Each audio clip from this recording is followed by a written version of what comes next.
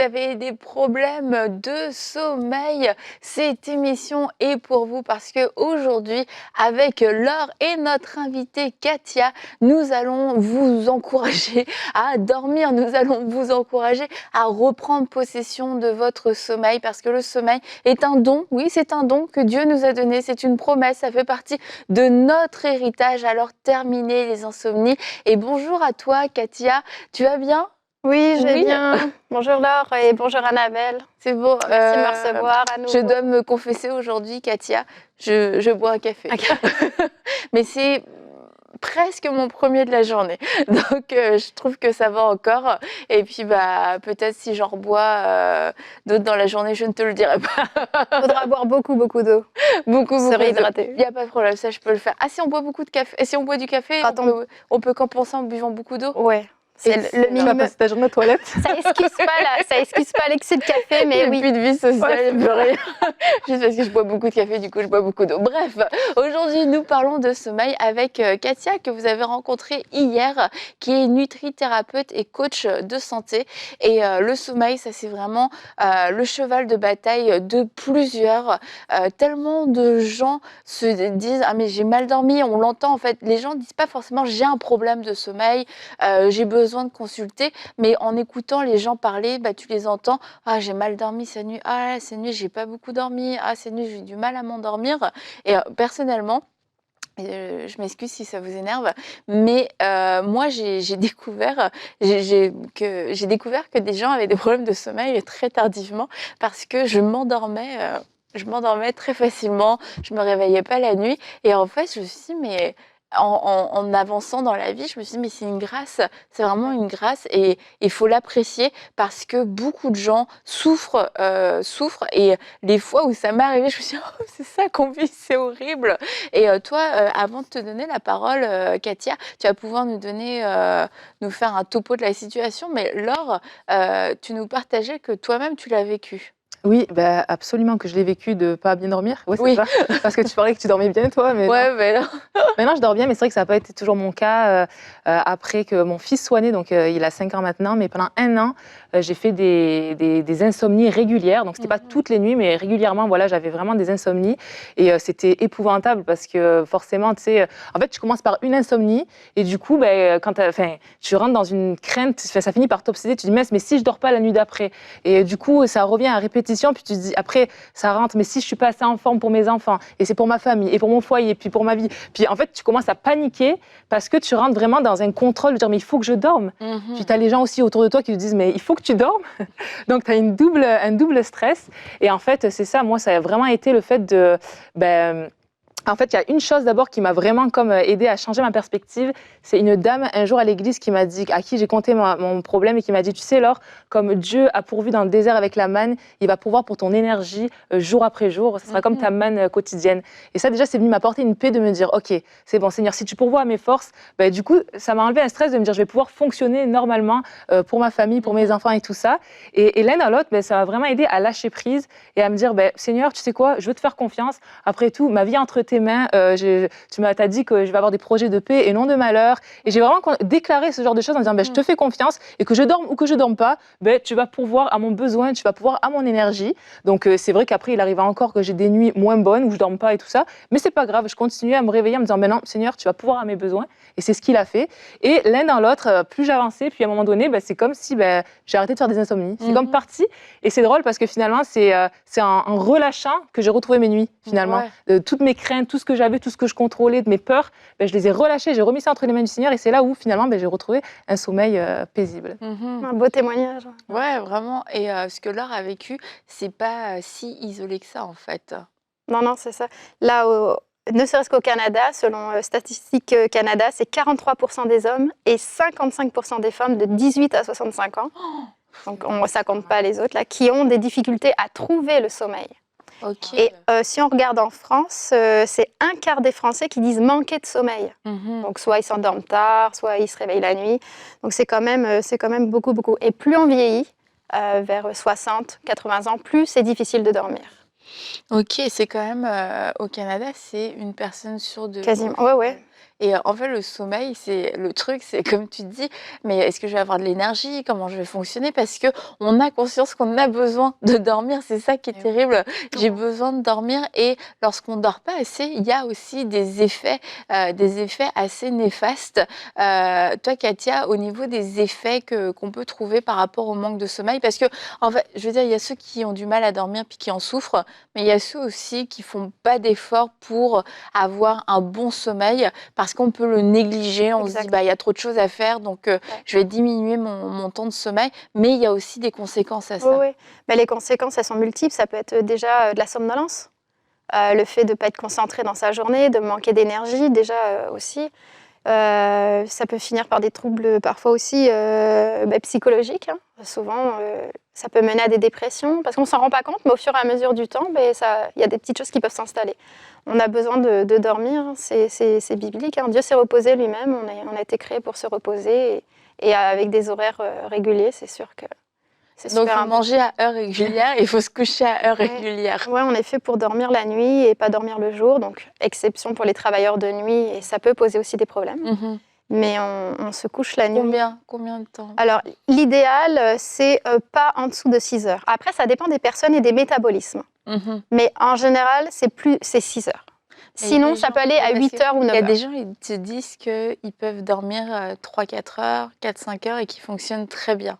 C'est rare. C'est rare. C'est rare. C'est un métabolisme, mais c'est pas recommandé. Mais ça dépend pas aussi de ce qu'on fait la journée, parce que j'imagine quelqu'un qui est très actif aussi. Quelqu'un qui dort toute la journée, Ouais. il peut dormir que 3-4 heures la nuit.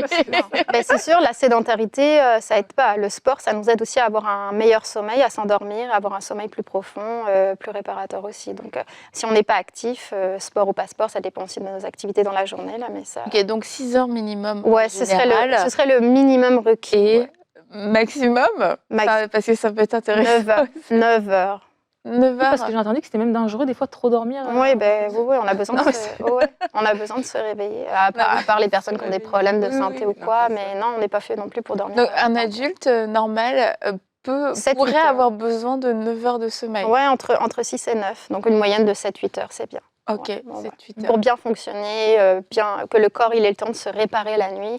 C'est la nuit où justement... Ouais, qu'est-ce qui se passe la nuit? Parce qu'on a l'impression que quand on dort, il se passe rien. Non, Mais c'est pourquoi là ça où il fait se passe du beaucoup bien de choses. Le corps se régénère, c'est ça, c'est là où on se détoxifie aussi. C'est là aussi où si on est en pleine croissance, c'est là où on va grandir. Ouais, moi je suis Le corps fait de l'anabolisme, c'est-à-dire que le corps il se construit, il se régénère, il se construit. On est obligé de dormir, qu'on n'a pas le choix. Ouais, parce que physiquement, tu dis les toxines, etc.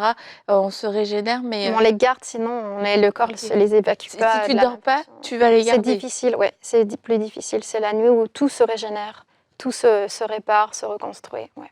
Ah, waouh. Donc c'est pour ça que le sommeil est essentiel. Puis même au niveau des pensées, tu sais, quand tu te couches, des fois, tu es chargé, tu as plein de choses, puis tu te réveilles, tu te sens comme « Ah, je suis apaisée ». On dirait que ça t'aide à te remettre tes idées en place, à penser d'une façon plus En effet, on a été créé, c'est un fait, là, qu'on croit en Dieu ou pas, c'est un fait, on a été créé pour dormir et on en a besoin. Ouais.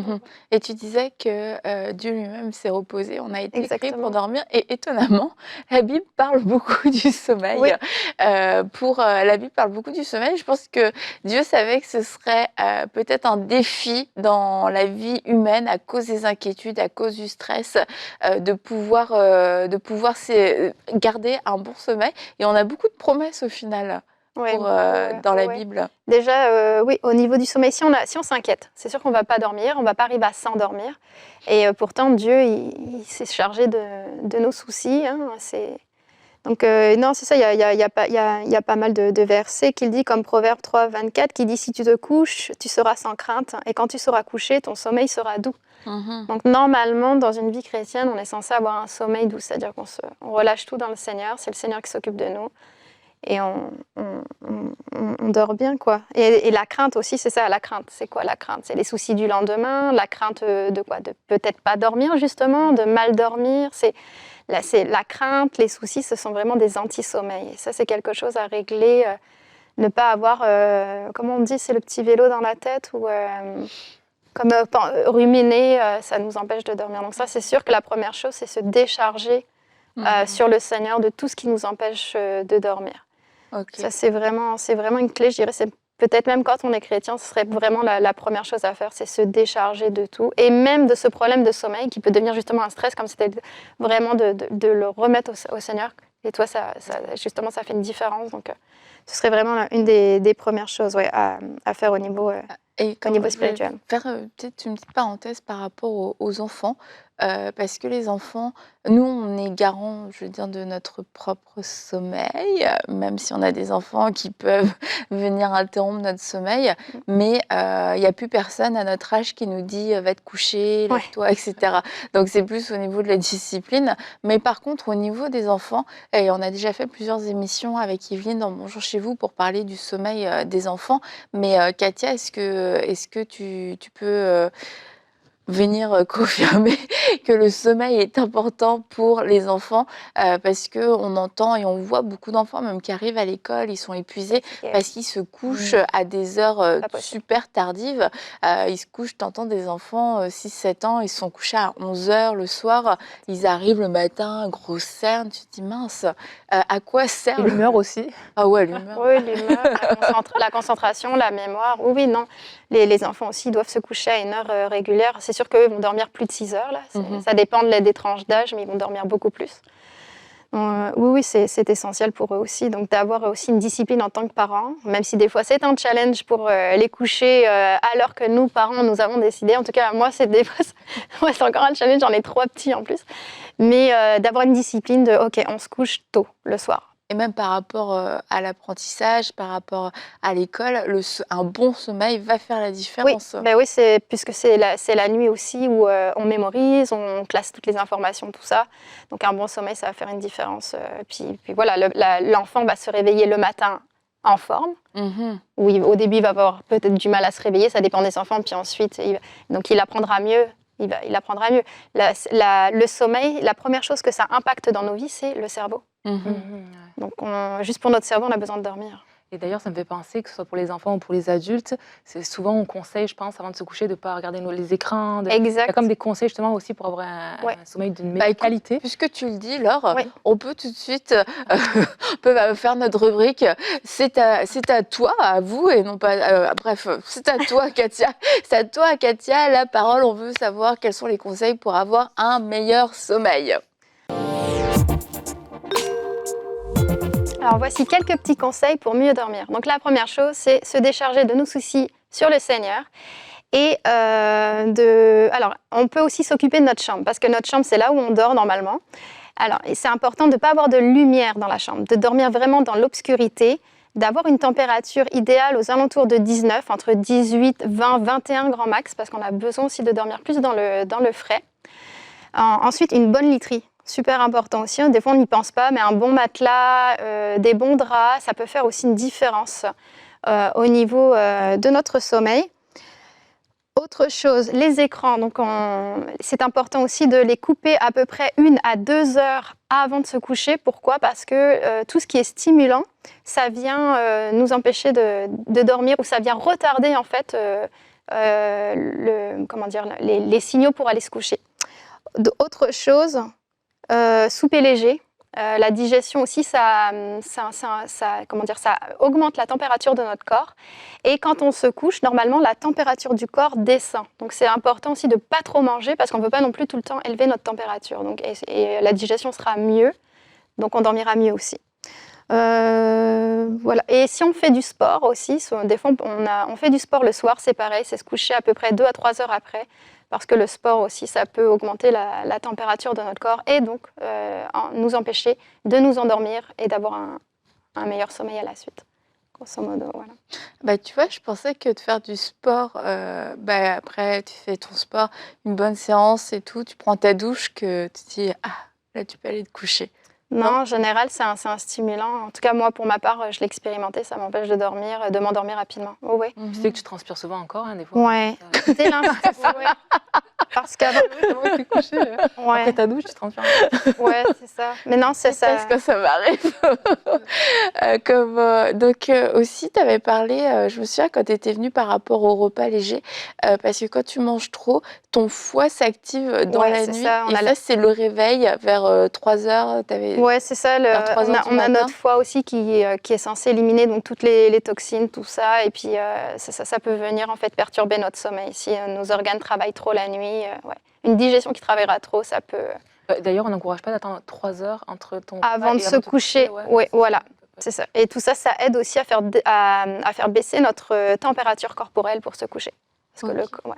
Et Katia, on dit que les heures de sommeil avant minuit sont les heures les plus réparatrices. Est-ce que c'est vraiment vrai? oui, c'est vraiment vrai. Mince. C'est ça. C'est important de se coucher vers 22h, 23h maximum. Ça, c'est sûr, c'est prouvé aussi qu'avant minuit, c'est beaucoup plus réparateur. Et il y a aussi une raison hormonale à ça, c'est qu'à 22h, aux alentours de 22h, on a la sécrétion de mélatonine. Donc souvent, les gens ils disent « je vais prendre de la mélatonine pour m'aider au sommeil », mais en fait, normalement, on n'est pas censé dépendre de suppléments et on la sécrète naturellement. À 22 heures. C'est vers 22h, c'est là où on a le pic. Et donc, quand on a ce pic-là, c'est le moment où on va commencer à sentir les yeux qui picotent, je commence à bâiller. Bah, maintenant, on a les signaux, maintenant, il faut aller se coucher. Et donc, si on saute ces signaux, c'est comme pour un enfant, on saute le train du sommeil. Ouais, et ça dure à peu près combien de temps ces signes? Les signaux, ça peut être 10 minutes, 15 minutes, 20 minutes. À un moment donné, on va sauter le train du sommeil. C'est comme un enfant, quand on le couche trop tard, on l'a attendu, après, il n'arrive plus à s'endormir. Nous, les adultes, on ne va pas pleurer, là, mais... ouais. Donc, même si moi je me couche à minuit et je me réveille à 7 heures, j'ai quand même perdu. Tu as quand même perdu une qualité. Ouais. Pour un bon sommeil, on s'entend que c'est avant. D'accord. Et aussi, le problème, c'est que les fins de semaine, on a tendance à se coucher encore plus tard. C'est ce qui explique pourquoi le lundi matin, c'est difficile, parce qu'on est jet-lagué. C'est ce qu'on appelle le jet lag social. Ok. Voilà, parce que la semaine, on essaie d'avoir un horaire plus ou moins régulier, on va dire, 22 heures. Et la fin de semaine, on va se coucher à minuit, 1h, 2h du matin. Donc, on a comme un décalage horaire, comme si on voyageait en fait dans un autre pays. Et donc, toutes les fins de semaine, on se décale le sommeil, donc le lundi, on ne peut pas être au top parce qu'en fait, on souffre d'un jet lag. C'est assez... Là, après l'émission, les gens vont arriver lundi au travail. Est-ce que je suis fatiguée? Je suis en plein jet lag. Ouais. T'as voyagé socialement, ouais. Non, mais c'est vrai que une semaine, c'est court au final. Donc, tu as 5 jours où bon, tu peux être un peu plus régulier, mais 2 jours où c'est comme tu mets tout par terre, tu manges n'importe quoi, tu te couches à n'importe quelle heure et tout. Puis les 5 jours, il t'en faut 3 pour te remettre dans le rythme. Et puis après, le week-end est déjà presque là et on recommence continuellement. Mais ceci dit, Katia, il faut que je le dise quand même, mais se coucher à 10 heures, quelquefois, c'est si dur. Et quelquefois, je trouve ça triste aussi. Parce que je me dis, quand tu rentres du travail et qu'il est déjà une certaine heure, et parce que si tu finis plus tôt, bon, mais je sais pas, tu rentres à 18h chez toi. Rentre à 18h, tu fais à manger, t'enchaînes ta soirée, tu couches les enfants. On va dire que tu les couches à 8h, le temps, 8h30, tu reviens et là, tu commences à te poser. Ou non, tu débarrasses, tu ranges la cuisine, tu fais blablabla. Il est 21h. Aïe, on est rendu à 21h et là, tu te dis, dans 1 heure, il faut que j'aille me coucher. Et même pas, parce que j'imagine que tu n'arrives pas en disant, c'est 22h, je me couche. Il y a un temps d'endormissement. Donc, ça veut dire qu'au moins une demi-heure avant. Ouais, en moyenne, c'est une demi-heure. Ouais, ça. Pour te coucher, donc il te reste 30 minutes. C'est un défi. Non, mais la vie active, c'est tout un défi, et encore plus quand on a des enfants où voilà, on veut juste qu'ils aillent des fois dormir, et puis parce qu'on veut notre soirée, on veut souffler aussi. C'est difficile. Pour ma part aussi, je me couche pas à 22h tous les... Voilà. Parce que tu as une vie sociale aussi. Ouais, une vie sociale, et puis on a besoin d'un temps aussi avec soit son mari, sa femme. C'est ça que je parlais par vie sociale. Ouais, non, c'est ça. Des fois, on travaille. Moi, ça m'arrive aussi de travailler le soir, après quand mes enfants dorment, donc c'est sûr qu'à un moment donné, je vais un petit peu déborder. Donc, c'est l'idéal. C'est l'idéal. Après, bon, c'est pas parce qu'on va se coucher 23h, je dirais, c'est avant minuit, d'accord? C'est vraiment avant minuit que c'est important. C'est après minuit où là, ça commence à... si c'est de temps en temps, ça va aller, mais si c'est une habitude, ça va devenir une mauvaise habitude, et encore une fois, on est des êtres avec des hormones, puis on va se débalancer aussi au bout d'un moment. Donc, c'est important de vivre avec la façon dont on a été créé aussi. Le corps est bien fait quand même parce que enfin, je vais quand même me coucher à la même heure. Même si je me couche à minuit, je vais avoir envie de me coucher toujours à la même Ouais. heure. Donc comme tu parlais de la nourriture, qu'on mange à des heures On se régulières. couche Le aussi. coucher, je trouve qu'aussi, tu as un rythme et ça t'aide aussi quand même à garder une certaine Ouais. énergie puis routine. Ouais, c'est ça. C'est essayer d'avoir une discipline. Donc, faut pas non plus en faire une religion. Là, faut que je me couche à 10h, sinon ça y est, ma nuit est finie. Ou ma vie est finie. Ouais, voilà, aujourd'hui, j'ai pas respecté les repas, j'ai un peu plus grignoté. Voilà, non, il faut pas non plus être. On connaît les principes, puis on essaie au maximum de les respecter sans pression sociale aussi, parce qu'on entend tout, il faut. Non, on essaie de faire au mieux. Au cas par cas, selon nos vies. Moi, la première, là, je me couche pas à 22h tous les soirs. C'est presque impossible, d'ailleurs, je dirais. Mais au moins vers 23h, voilà, essayer avant minuit, se dire, ok, je vois le minuit, donc j'essaie de me coucher. Puis l'idéal, c'est dès les premiers signaux, là, il faut aller s'écouter. C'est comme ça qu'on va se sentir mieux, on va mieux dormir la nuit, puis on va se sentir mieux aussi le lendemain. Et pas dépendre du café. Pourquoi tu me regardes? Mais quand tu as quand tu as les signaux, c'est ça, tu sens la fatigue, est-ce que c'est une assurance que tu vas t'endormir? Normalement, oui, ça aide. Alors après, c'est ça, faut pas ressasser les problèmes de la journée ou les problèmes à venir, faut essayer de se libérer un maximum. Normalement, oui. On peut être dans une attitude aussi, une atmosphère plus spirituelle aussi, peut-être un peu de louange, de la prière, enfin, essayer de... C'est bon aussi d'avoir comme un petit, entre guillemets, rituel, j'aime pas trop le mot là, parce que je ne veux pas en faire une religion. Mais des bonnes habitudes, voilà, où on se prépare en fait à aller dormir, et si possible, on dort dans une chambre. On sait que le corps, il sait que voilà. Et par rapport, Laure, tu en as parlé tout à l'heure, par rapport aux écrans, on sait que ça stimule vraiment. Donc, il y a les écrans, mais il y a la télé. Il y en a qui s'endorment systématiquement avec la télé, c'est comme un compagnon. Mais c'est pas des bonnes habitudes. On doit s'endormir sans rien. Puis les dernières images qu'on a regardées de la télé, ça peut aussi avoir une influence quand on s'endort. On peut en rêver, je veux dire, c'est mieux aussi d'avoir un bon sommeil, mais que l'atmosphère spirituelle dans notre corps, que tout, en fait, on essaie d'avoir. Ça va aider, ça peut beaucoup aider aussi. Moi, j'ai une question. Les deux dimensions. Moi, ça m'amène, je pense aux enfants qui se couchent plus tôt. Ouais. Est-ce que, parce qu'il y a des enfants qui dorment malgré le bruit, malgré tout, oui. Mais est-ce que, mine de rien, même s'il y a du bruit, indirectement, leur sommeil va être quand même moins ça peut être moins profond. S'ils dorment. Ouais, c'est un des conseils aussi que j'aurais pu donner, c'est important de dormir dans le silence. Et c'est difficile, ça dépend, parce que des fois, on habite en ville. Moi, j'ai habité longtemps proche d'une autoroute. Mon sommeil était catastrophique. J'entendais toujours les autos. Les autos me réveillaient. Mon mari, non. Parce qu'il y a ça berce. Oui. Il y en a, ils ont un sommeil où c'est voilà. Mais moi, en tout cas, si j'ai pas, moi, dès qu'il y a un bruit, je n'arrive pas à dormir. Moi, c'est important, mais c'est difficile, surtout au début quand on a un enfant aussi. Mais ouais, non, c'est important. Donc ça, encore une fois, au cas par cas, il y a des personnes où le silence c'est pas obligatoire, mais c'est mieux en général. On peut mettre des bouchons. Des bouchons, on peut mettre sur les spots. Oui, pour la lumière, c'est ça. C'est important de dormir dans le noir. Le corps a besoin, c'est un signal. Je suis dans l'obscurité, c'est beaucoup plus facile pour le corps de dire ok, maintenant je dors. Ok, ça, donc on voit il y a quand même des choses qu'on peut mettre en place, tout comme l'alimentation, mais dans le naturel, s'installer des rideaux, baisser la température de son corps et de la pièce. Ouais, c'est ça. Et comment manger plus léger le soir aussi, éviter les séances de sport intensives trop tard et juste avant d'aller se coucher, surtout qu'on risque de transpirer encore après sa douche, selon Laure. Donc voilà, tout ça, c'est des choses qui sont quand même qui sont possibles. Je sais, ça demande de changer des habitudes. Et puis, parce que nous ne sommes plus des enfants, que nous n'avons plus de papa et de maman qui viennent nous dire à quelle heure on doit se coucher et puis qu'on devrait éteindre ci, éteindre ça. Alors, c'est une question aussi de discipline et de maturité. Et nous savons aussi que plusieurs d'entre vous, vous avez peut-être déjà tout essayé, mais le sommeil, vous fuit.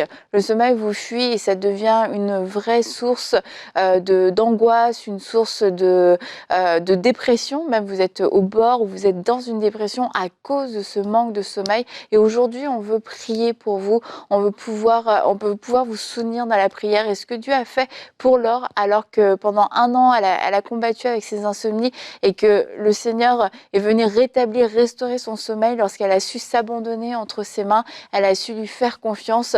Eh bien, nous croyons qu'il va le faire aussi pour vous. Katia, est-ce que tu voudrais prier? Ok, pour Oui. le manque de sommeil, ouais. Et, Seigneur, je te remets toutes les personnes qui regardent cette émission et qui souffrent de problèmes de sommeil. Tu es là avec elles, même quand elles ne dorment pas la nuit. Tu es là avec elles, même quand c'est difficile pour elles de s'endormir. Seigneur, je te prie vraiment pour qu'elles puissent te faire confiance et de croire que le miracle est en train d'arriver. Que je relâche vraiment un sommeil doux, profond et léger dans le nom de Jésus. Merci Seigneur pour les témoignages de toutes les personnes qui vont pouvoir avoir un bon sommeil de façon surnaturelle et peut-être aussi pour les personnes qui finalement ont juste besoin, Seigneur, d'être un petit peu aiguillées, un petit peu de conseils, si elle est là pour être capable de se discipliner pour mieux dormir, parce que ces conseils peuvent faire aussi une différence. Merci Seigneur pour ta grâce et pour ta paix, que leur sommeil soit vraiment doux et léger et profond, car toi tu ne sommeilles pas, mais nous sommeillons. Au nom de Jésus, amen. Amen. Et lorsque la Bible nous dit « il en donne autant à son bien-aimé dans son sommeil », eh bien nous croyons que Dieu utilise, oui, le sommeil pour nous restaurer dans notre corps, pour nous restaurer, nous faire du bien aussi dans nos pensées, nous donner ce temps de repos dont nous avons besoin. Alors on vous encourage à ne pas laisser votre agenda, ne pas laisser vos activités venir voler votre sommeil. Et aujourd'hui, on avait appelé cette émission « Protège ton sommeil » parce qu'il y a vraiment un enjeu autour du sommeil. Et lorsque nous sommes fatigués, nous avons les idées moins claires, on a plus de mal à prier, on a plus de mal à entendre la voix de Dieu, et plus que se sentir une petite fatigue, une petite humeur peut-être quand on se lève le matin, c'est qu'il peut aussi y avoir des enjeux spirituels. Et c'est pour ça que je vous encourage à être éveillé, à être sage, que ce soit dans votre alimentation, que ce soit dans votre sommeil, parce que ce sont des choses que Dieu nous a données pour qu'on en soit les gestionnaires. Et lorsqu'on le gère mal, on ouvre une porte aussi pour que le diable puisse venir pour nous attaquer et on se retrouve en train de gérer des choses qui ne nous appartiennent pas, des choses qui ne font pas partie de notre héritage, et quelquefois on peut chasser toutes sortes de démons, etc. Mais c'est parce qu'on a manqué de vigilance, on a manqué de sagesse et d'intelligence dans la gestion que Dieu nous a donnée. Et c'est pour ça que ces émissions, je pense, vont pouvoir vous amener des conseils et à mettre en pratique. On ne peut pas passer sa vie à dire « Ah, je suis fatiguée, je me sens pas bien, etc. » À un moment donné, eh bien, c'est à nous de nous positionner. Dieu nous a donné ce corps, il nous a donné la capacité de pouvoir en prendre soin. Et on voit que Dieu fait sa part. Il nous a donné des corps merveilleux, des corps qui fonctionnent extrêmement bien, qui pendant notre sommeil se nettoient. On est en mode auto-nettoyage quand même pendant notre sommeil. C'est exceptionnel. On grandit.